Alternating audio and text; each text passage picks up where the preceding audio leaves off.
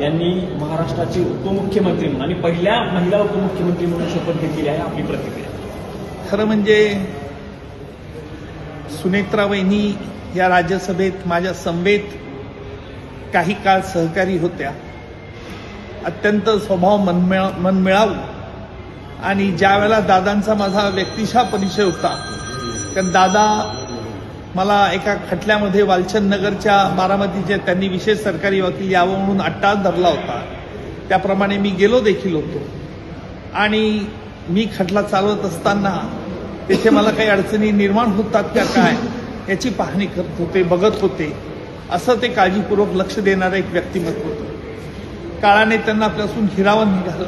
हे दुःख असतानाच त्यांना आज सुनेत्रा वहिनींना उपमुख्यमंत्र्याची शपथ घ्यावी लागली. का घ्यावी लागली, कोणत्या परिस्थितीत घ्यावी लागली याची मला उहापोह करायचं नाही. परंतु निश्चितपणे दुःखही आहे आणि सुनेत्रा वहिनी जबाबदारी मोठी त्यांना पार पाडण्याची, पेलण्याची शक्ती ईश्वराने त्यांना द्यावी एवढीच मी ईश्वरचरणी प्रार्थना करतो. आणि निश्चित सुनेत्रा वहिनी ही नवीन जबाबदारी देखील चांगली पार पडतील आणि अजितदादांना देखील त्यांच्या स्वभावाला साजेसं असणारं कार्य ते करतील.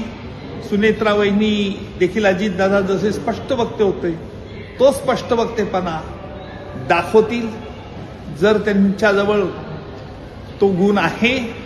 त्यामुळे कुणी कसंही त्यांना काही सांगण्याचा प्रयत्न केला तर ते आपली निर्णायक बुद्धी तिथे वापरतील यात मला शंका नाही.